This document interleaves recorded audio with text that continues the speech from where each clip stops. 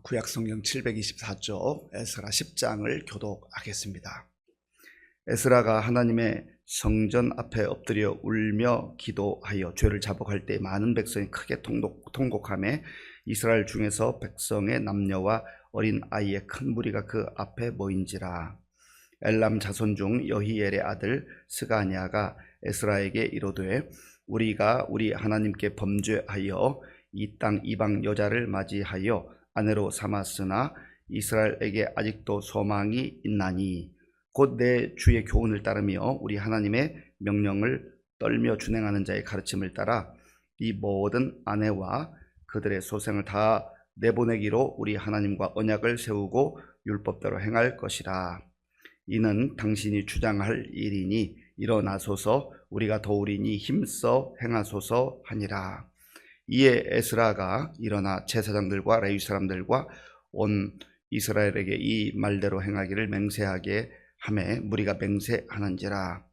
이에 에스라가 하나님의 성전 앞에서 일어나 엘리아십의 아들 여호하난의 방으로 들어가니라. 그가 들어가서 사로잡혔던 자들의 죄를 근심하여 음식도 먹지 아니하며 물도 마시지 아니하더니 유다와 예루살렘에 사로잡혔던 자들의 자손들에게 공포하기를 너희는 예루살렘으로 모이라. 누구든지 방백들과 장로들의 훈시를 따라 3일 내에 오지 아니하면 그의 재산을 정몰하고 사로잡혔던 자의 모임에서 쫓아내리라 하매 유다와 베냐민 모든 사람들이 3일 내에 예루살렘에 모인 이때는 9째 달 20일이라. 무리가 하나님의 성전 앞 광장에 앉아서 이 일과 큰 비 때문에 떨고 있더니 제사장 에스라가 일어나 그들에게 이르되 너희가 범죄하여 이방 여자를 아내로 삼아 이스라엘의 죄를 더하게 하였으니 이제 너희 조상들의 하나님 앞에서 죄를 자복하고 그의 뜻대로 행하여 그 지방 사람들과 이방 여인을 끊어버리라 하니 모든 회중이 큰 소리로 대답하여 이르되 당신의 말씀대로 우리가 마땅히 행할 것이니이다. 그러나 백성이 많고 또 큰 비가 내리는 때니 능히 밖에 서지 못할 것이요 우리가 이 일로 크게 범죄하였은즉 하루 이틀에 할 일이 아니오니 이제 온 회중을 위하여 우리의 방백들을 세우고 우리 모든 성읍의 이방 여자에게 장가든 자는 다 기한에 각 고을의 장로들과 재판장과 함께 오게 하여 이 일로 인한 우리 하나님의 진노가 우리에게서 떠나게 하소서 하나 오직 아사헬의 아들 요나단과 디과의 아들 야스야가 일어나 그 일을 반대하고 무슬람과 레위 사람 삽부대가 그들을 돕더라. 사로잡혔던 자들의 자손이 그대로 한지라. 제사장 에스라가 그 종족을 따라 각각 지명된 족장들 몇 사람을 선임하고 10째 달 초 하루에 앉아 그 일을 조사하여 첫째 달 초 하루에 이르러 이방 여인을 아내로 맞이한 자의 일 조사하기를 마치니라. 제사장의 무리 중에 이방 여인을 아내로 맞이한 자는 예수와 자손 중 요사닥의 아들과 그의 형제 마세야와 엘리에셀과 야립과 그달랴라. 그들이 다 손을 잡아 맹세하여 그들의 아내를 내보내기로 하고 또 그 죄로 말미암아 수량 한 마리를 속건제로 드렸으며 또 임멜 자손 중에서는 하나니와 스바디아요 하림 자손 중에서는 마세야와 엘리야와 스마야와 여히엘과 우시야요 바스울 자손 중에서는 엘료에네와 마세야와 이스마엘과 느다넬과 요사밧과 엘라사였더라. 레위 사람 중에서는 요사밧과 시므이와 글라야라 하는 글리다와 부다히야와 유다와 엘리에셀이었더라. 노래하는 자 중에서는 엘리아십이요 문지기 중에서는 살룸과 델렘과 우리였더라. 이스라엘 중에서는 바로스 자손 중에서는 람야와 이시야와 말기야와 미야민과 엘르아살과 말기야와 분하야요 엘람 자손 중에서는 마따냐와 스가랴와 여히엘과 압디와 여레못과 엘리야요 삿두 자손 중에서는 엘료에네와 엘리아십과 마따냐와 여레못과 사밧과 아시사요 베베 자손 중에서는 여호하난과 하나냐와 삽베와 아들레요 바니 자손 중에서는 무슬람과 말룩과 아다야와 야숲과 스알과 여레못이요. 바 모압 자손 중에서는 안나와 글랄과 분하야와 마세야와 마따냐와 부살렐과 빈누이와 므낫세요. 하림 자손 중에서는 엘리에셀과 이시야와 말기야와 스마야와 시몬과 베냐민과 말룩과 스마랴요. 하숨 자손 중에서는 마뜨네와 마따따와 사밧과 엘리벨렛과 여레메와 므낫세와 시므이요.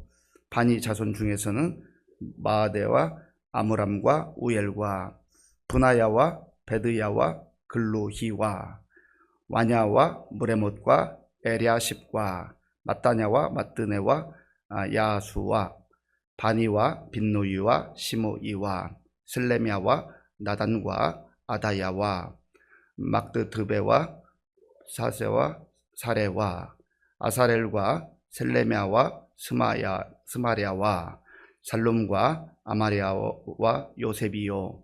느보 자손 중에서는 여이엘과 마띠디야와 사밧과 스비네와 이또와 요엘과 분하야더라. 이상은 모두 이방 여인을 아내로 맞이한 자라. 그 중에는 자녀를 낳은 여인도 있었더라. 아멘. 에스라가 하나님의 사명을 가슴에 품고 아마도 부푼 꿈을 가지고 예루살렘에 왔을 겁니다. 그 머나먼 길이었지만, 겁나는 길이었지만, 그 바벨론에서부터 예루살렘까지 온다고 하는 게 이게 보통 일이 아니거든요. 자기가 일구었던 터전을 다 내려놓고 고국으로 돌아간다. 거기 가면 누가 환영하는지 아니면 어떤 삶의 터전이 있는지 전혀 정보가 없습니다. 요즘처럼 인터넷이 있는 것도 아니고 전화해서 물어볼 수 있는 것도 아니고 아무것도 모르고 가는 겁니다. 하나님께서 아마 그의 마음을 감동시켜 주셔서 너 고국에 가서 너희 조상들의 그 나라에 가서 내가 주는 사명을 이루어라. 왔는데 이렇게 둘러보니까 방백들과 제사장들까지도 다 영적으로 무너져 있어요. 첫 번째 포로 귀환 그 지도자 중에 스룹바벨을 중심으로 이제 성전은 세워져 있습니다. 그런데 에스라가 가만히 살펴보니까 영적 질서가 다 무너져 있는 거예요. 신앙이 다 무너져 있는 겁니다. 건물로서의 성전은 세워졌지만 모든 게 다 무너져 있어요. 특별히 방백들과 제사장 이런 지도자 그룹에 있는 사람들이 이방 여인을 아내로 삼아서 그렇게 무너졌습니다. 왜 하나님께서 이방 여인과 결혼하지 말라고 한 것이, 이건 단순히 어떤 혈통의 문제 그 이상을 말하는 겁니다. 왜 그렇습니까? 이방 여인들이 들어오게 되면 우상을 가지고 들어요. 우상을. 그래서 엄청난 악한 영향을 끼치기 때문에, 하나님을 떠나게 만들기 때문에, 그래서 이방 여인들과 결혼하지 말라, 이방 사람과 결혼하지 말라, 그렇게 말씀을 하셨던 것. 근데 우리가 어저께 본 것처럼 방백들이 그리고 제사장 그룹이 어떻게 보면 앞장서서 이걸 말리고 가르치고 더 하나님 앞에 엎드려 기도하고 그래야 되는데 지도자 그룹이 무너진 거예요. 지도자가 중요한 겁니다. 가정에서도 그렇잖아요. 가정의 지도자는 부모님 아닙니까? 부모님이 어떠한 인생관을 가지고 어떠한 삶을 살아가느냐에 따라서 그 자녀들에게 많은 영향을 끼쳐요. 교회 공동체는 목사의 영성이 어떤가, 목사의 삶이 어떤가, 이런 것이 또 성도들에 영향을 끼치고요. 직장, 사회 공동체도 마찬가지죠. 그 직장을 이끌어가는 회장, 사장이 어떠한 가치관과 어떠한 인품을 가지고 있느냐에 따라서 그 분위기가 완전히 달라지는 것 아니겠습니까? 이런 가운데서 에스라가 그 상황을 살피고 통곡하는 거예요. 하나님, 이 힘든 곳에 왜 부족한 저를 보냈습니까? 그 다음에 이제 1절에 있어요. 자, 1절. 제가 읽겠습니다. 에스라가 하나님의 성전 앞에 엎드려 울며 기도하여 죄를 자복할 때에 많은 백성이 크게 통곡하며 이스라엘 중에서 백성의 남녀와 어린 아이의 큰 무리가 그 앞에 모인지라. 아멘. 여기 지금 울면서 성전 앞에 엎드려 기도하지만 어제 말씀에서도 에스라가 정말 가슴을 치고 그렇게 회개하는 모습을 보지 않았습니까? 에스라가 뭐 이방 여인과 결혼한 것도 아니고 또 어떤 면에서 우상 숭배를 한 것도 아니지만 하나님, 이것은 나의 죄악입니다. 이걸 나의 죄로 그렇게 덮는 거예요. 지도자의 모습이죠. 정말 훌륭한 지도자는 그 공동체에서 내가 어떤 잘못을 안 했어도 이것을 나의 책임으로, 나의 잘못으로 받아들일 줄 아는 사람. 아이고, 나는 잘했는데 이 백성들이 문제예요, 이 사람들이 문제예요. 그건 지도자의 자격이 없는 겁니다. 핑계대고 책임 전가하고 또 조금 잘 되는 것 같으면 내가 잘해서 이렇게 잘 됐다 그러고, 그건 지도자가 아니시오. 정말 훌륭한 지도자는 문제가 생겼을 때, 어려움이 생겼을 때 내가 부족했습니다. 내가 참 이거 교만했습니다. 내가 백성들을 잘 가르치지도 못했고 본이 되지도 못했습니다. 그런 사람이 지도자가 되는 거죠. 그리고 잘 되면요, 내가 잘해서 내 지도력이 뛰어났다고 그렇게 할 것이 아니라 참 우리 참모진이, 우리 이 신하들이 참 훌륭했다고, 우리 백성들이 너무나 좋다고, 그러면 자기도 올라가게 돼 있어요. 그거는 작은 공동체나 큰 공동체 다 마찬가지입니다. 그런 사람이 어리석어가지고 자기를 자꾸 드러내려고 하는 거죠. 알아주지 않으면 속상해하고, 그 참 연약한 겁니다. 근데 에스라는 울면서 기도하고 나의 잘못으로, 나의 죄악으로 그렇게 자복하고 있는 겁니다. 그럴 때 백성들의 마음이 움직였어요. 그들에도, 그 백성들 마음속에도 뭔가 불편함이 있었을 거 아니에요. 영적으로 이건 아닌데, 영적 답답함이 있었을 거 아니에요. 그렇게 모였을 때 한 사람이 나옵니다. 스가냐라는 사람인데요. 자, 보면 2절 말씀, 2절 우리 함께 읽겠습니다. 엘람 자손 중 여이엘의 아들 스가냐가 에스라에게 이르되, 우리가 우리 하나님께 범죄하여 이 땅 이방 여자를 맞이하여 아내로 삼았으나 이스라엘에게 아직도 소망이 있나니. 아멘. 이 스가냐가 와서 자기의 허물과 자기의 잘못을 고백하는 거예요. 자백하는 거예요. 에스라가 지금 하나님 앞에 통곡하고 울며 기도할 때 백성들의 마음이 움직이는 겁니다. 그리고 자복하면서 아직도 우리에게 소망이 있습니다. 그렇습니다. 사람이 잘못도 하지 않고 실수하지 않으면 좋겠지만 다 우리가 연약하잖아요. 어떻게 실수하지 않아요? 잘못하지 않아요. 문제는 그 이후예요. 내가 이것을 나의 허물과 나의 실수와 나의 잘못으로, 나의 죄악으로 자백하는가. 다윗의 강점이 그거 아니겠어요? 다윗도 잘못이 있고 허물이 있고 큰 죄악을 저질렀지만 다윗은 하나님 앞에서 나의 허물입니다, 나의 죄악입니다, 그렇게 고백하는 거예요. 그리고 회개하는 백성에게 희망이 있나요? 소망이 있나요? 그렇습니다. 회개하지 않는 게 문제죠. 그리고 이 에스라에게 부탁을 합니다. 간곡하게 부탁을 해요. 우리에게 소망이 있는데 에스라, 이 에스라가 제사장님 학사거든요. 당신께서 좀 나서 주십시오. 말씀을 가르쳐 주시고 백성들을 깨우쳐 주십시오. 그러면 우리에게 소망이 있습니다. 3절 4절을 제가 읽겠습니다. 곧 내 주의 교훈을 따르며 우리 하나님의 명령을 떨며 준행하는 자의 가르침을 따라 이 모든 아내와 그들의 소생을 다 내보내기로 우리 하나님과 언약을 세우고 율법대로 행할 것이라. 이는 당신이 주장할 일이니 일어나소서, 우리가 도우리니 힘써 행하소서 하니라. 아멘. 당신이 주장할 일이니, 당신이 진정으로 영적 지도자입니다. 이것을 꼭 해결해 주십시오. 이 스가냐도 마음이 힘들었던 거예요. 불편했던 거예요. 그리고 에스라가 기도할 때에 마음이 움직인 거죠. 안 될 것 같은데 기도하면 하나님께서 마음을 움직여 주셔요. 내 마음도 움직여 주시고 우리 가족의 마음도 움직여 주시고 우리 성도들의 마음도 움직여 주시는 겁니다. 우리가 이걸 믿고 기도하는 거예요. 물론 때로 시간이 좀 걸릴 때도 있어요. 이게 답답하고 힘든 거죠. 그럼에도 불구하고 반드시 하나님의 때가 되면 하나님께서 기도하는 자의 그 눈물과 그 헌신을 보시고 선한 결과로 이끌어 주실 줄로 믿습니다.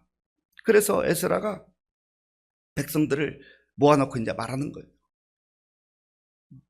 이 말만 하면 안 되잖아요. 잘못했다고 뉘우치기만 하면 안 되잖아요. 이거 제대로 돌이켜야 되지 않겠습니까? 그래서 3일 내에 다 모여라. 만약에 모이지 않으면 재산도 다 몰수하고 이 공동체에서 쫓겨날 수밖에 없다. 지금 중요한 시점이잖아요. 이것보다 더 중요한 문제가 어디 있습니까? 그래서 백성들을 다 모이게 했습니다. 그리고 이제 에스라가 단도직입적으로 얘기하는 겁니다. 이방 여인들 다 끊어라. 다 내보내라. 그래서 영적 정결 운동을 시작하는 것이죠. 그런데 이런 상황 가운데서 또 반대하는 사람이 있어요. 어리석은 사람도 있어요. 따르지 않는 사람도 있어요. 15절 보세요. 15절 보면 여기 참 부끄러운 이름들, 반대했던 사람들 이름이 나오는데요. 오직 아사엘의 아들 요나단과 디과의 아들 야스야가 일어나 그 일을 반대하고 무슬람과 레위 사람 삽부대가 그들을 돕더라. 아멘. 그렇지만 기도하고 강력하게 정결 운동을 추진하는 에스라, 그리고 하나님께서 도우시잖아요. 그리고 스가랴 같은 사람들이 와서 돕잖아요. 그러니까 그 기세를 막을 수가 없습니다. 그래서 3개월 동안 조사를 합니다. 일제 조사하는 거예요. 요즘 전수조사라고 그런 얘기 많이 나오잖아요. 전면적으로 조사하는 거예요. 그리고 누가 이방 여인들과 결혼했는가, 그 명단이 이제 18절부터 마지막 절에 쭉 나오는 거예요.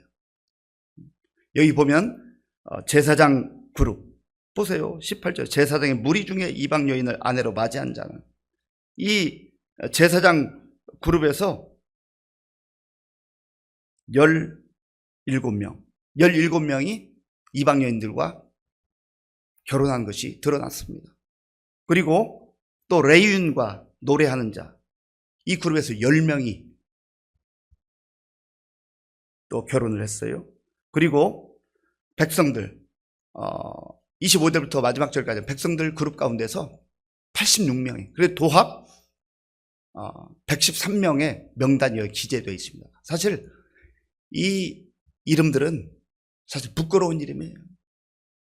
부끄러운 이름들입니다. 하나님의 말씀을 거역하고 불순종했던, 그리고 이방 여인들을 데리고 들어와서 그 집안이 영적으로 무너지게 되고 개인의 삶도 무너지고 공동체도 무너지게 했던 사람들의 명단들이에요. 그러나 부끄럽지만, 이렇게 이름이 드러나서 부끄럽긴 하지만 회개하고 다시 돌이켰으니 어떻게 보면 또 희망의 이름들이기도 합니다. 하나님께서 우리에게 그런 기회를 주시는 거예요. 사랑하는 성도 여러분, 베드로도 예수님 나 모른다, 심지어 저주까지 하면서 그렇게 돌이킨 적이 있잖아요. 그때 무슨 부끄러운 일이에요. 그런데 예수님께서 요한의 아들 시몬아 네가 나를 사랑하느냐, 그 부끄러운 이름을 또다시 영광스러운 이름으로 그렇게 바꿔주시고 그에게 사명을 주셨잖아요. 이게 바로 하나님의 사랑이에요. 하나님의 은혜예요. 오늘 이 말씀을 우리 마음속에 깊이 새기시면서 이방 여인들과 내가 결혼했다는 의미가 뭘까? 이거 영적으로 혼합된 신앙 속에 세상의 가치와 세상의 욕망에 따라 살아가는 것을 의미하는 거예요. 이런 것들을 끊어낼 거 끊어내고, 회개할 것 회개하고, 다시 한번 하나님 앞에서 그 말씀 붙들고 살아갈 때 하나님 우리의 부끄러운 과거도 부끄러운 이름도 다시금 다 씻어주시고 회복시켜주시고 희망의 삶으로 또 희망의 이름들로 그렇게 세워주실 줄로 믿습니다. 예수 그리스도 안에서 우리가 그런 은혜를 입었어요. 하나님의 자녀답게, 하나님의 백성답게 거룩하고 경건하게 살아갈 수 있는 저와 여러분들이 될 수 있기를 바랍니다. 아버지 하나님 감사합니다. 하나님께서 은혜를 베풀어 주셔서 오늘도 하나님 앞에 나와서 우리의 마음을 다해 예배드리며 말씀 듣게 하시니 감사합니다. 이스라엘 백성들의 부끄러웠던 역사를 우리가 묵상하면서 우리 자신의 삶 속에 들어와 있는, 우리 가정과 교회 속에 들어와 있는 영적으로 우리를 좀먹는 것들이 무엇이 있는가를 잘 살펴보게 하시고 낼 것 끊어내게 하시고 다시 한번 하나님 앞에서 회개하고 순수한 마음으로 하나님 기쁘시게 하는 삶을 살아갈 수 있도록 도와주시옵소서. 예수님의 이름으로 기도하옵나이다. 아멘.